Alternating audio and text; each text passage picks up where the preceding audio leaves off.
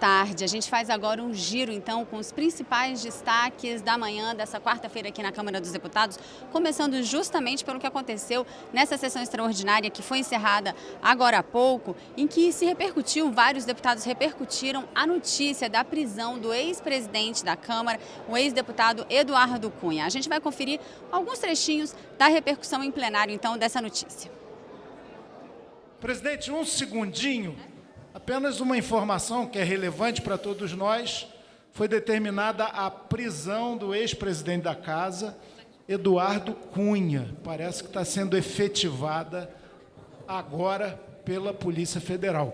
Que ele tenha todos os direitos de detido, respeitados, mas que a justiça se faça para o bem do país. Não acho conveniente alguém assumir uma tribuna, a não ser os que querem aparecer, para noticiar a prisão de quem quer que seja. Porque hoje foi o Eduardo Cunha, Lula. Amanhã pode ser o Lula, né? Amanhã pode ser o Lula. E eu espero que ninguém utilize a tribuna para ficar fazendo esse show de pirotecnia. Ao longo dessa sessão extraordinária, em que foi analisada a urgência urgentíssima para um projeto de resolução em tramitação aqui na Casa, foi lido também o ato de criação da comissão especial que vai analisar um projeto de reforma política. A expectativa é para a instalação dessa comissão já no início da tarde de hoje, dessa quarta-feira. O líder do governo na Câmara, na manhã de hoje, o deputado André Moura, anunciou a expectativa dele para as votações que devem acontecer a partir da semana que vem. Existe um desejo da base, existe um desejo, melhor dizendo, dos líderes em votar a repatriação, porque é uma matéria importante para os estados e para os municípios brasileiros. Por outro lado, é necessário construir um acordo com os governadores e esse acordo está sendo construído. Esse diálogo está sendo feito entre os governadores e o governo.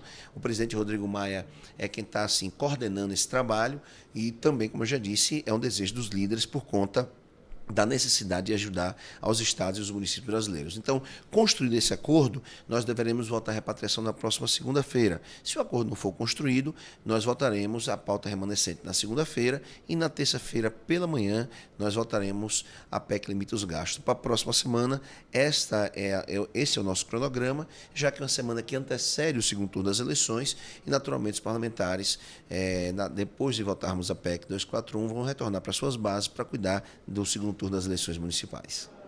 Mas hoje de manhã, o presidente da Câmara, deputado Rodrigo Maia, que está no exercício da presidência da República, discordou disso que falou, que a gente acompanhou agora há pouco, o líder André Moura, sobre a questão, sobre o projeto da repatriação. Ele disse lá no Palácio do Planalto que o governo está muito preocupado com esse assunto e que, por enquanto, a lei de repatriação fica como está. Então, ou seja, não deu como certa a votação desse projeto na segunda-feira, como anunciou o líder André Moura. Hoje foi um dia de muitas audiências públicas aqui na Câmara dos Deputados, pelo menos 3 delas estavam relacionadas com o tema da comunicação pública. Foi aprovada na Comissão Especial Mista a medida provisória 742, que flexibiliza os horários de veiculação da Voz do Brasil. O deputado José Rocha explicou essa medida que agora vai tramitar aqui na Câmara dos Deputados. Essa flexibilização, ela pode ser das 19, das 20 e das 21, nunca após às 22 horas. Portanto, não vai de maneira nenhuma colocar retransmissão da Voz do Brasil após às 22 horas. Portanto, é uma oportunidade que o ouvinte vai ter para poder escolher a rádio e escolher o horário.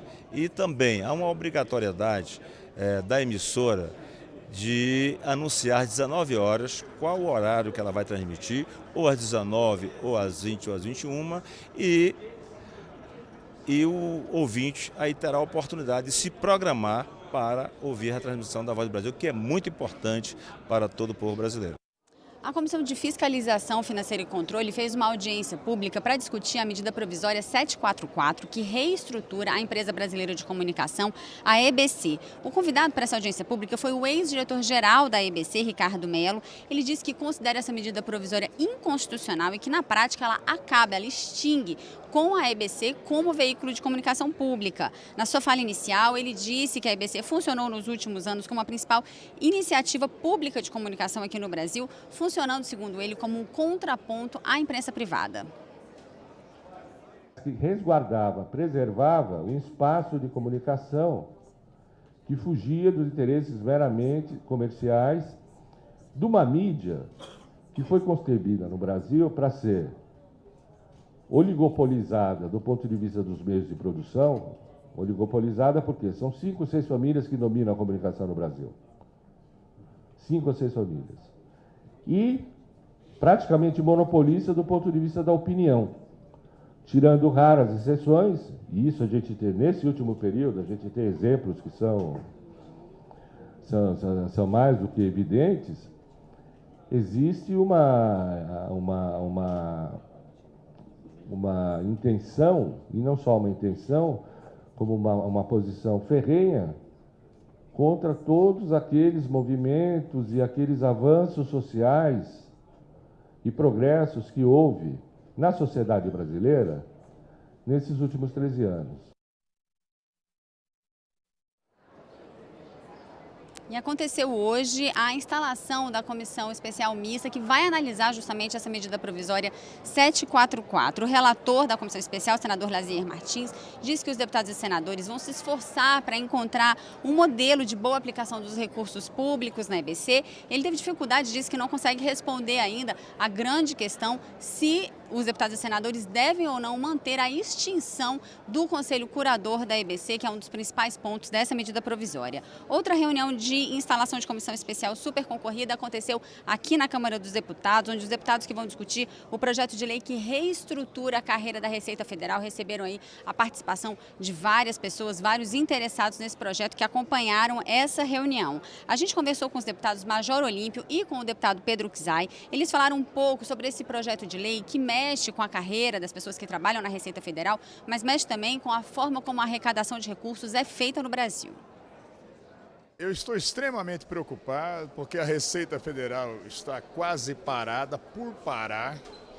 Nós temos que definir, aí não é só questão dos auditores fiscais, há uma contenda muito séria entre a questão dos auditores fiscais e os analistas, em que a discussão maior é a condição de autoridade tributária, que ela é específica e exclusiva da carreira de auditor.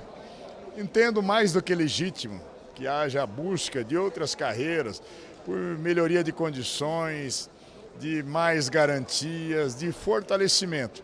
Entretanto, nós temos uma coisa maior, que é a instituição, a plano de carreira, carreiras distintas, salários distintos, competências e condições distintas. É um momento democrático importante, mas tenso, conflitivo. Em última instância, nós temos que cuidar da sociedade, do povo brasileiro, e não somente de uma e de outra categoria, quem vai ganhar, quem vai perder. Temos que contemplar, fortalecer a carreira, fortalecer a receita, mas ao mesmo tempo também fortalecer a ampliação de receita para fazer mais saúde e mais educação, até porque nessa conjuntura estamos vivendo a restrição de investimento, a PEC 241 congela para 20 anos investimento nas políticas públicas.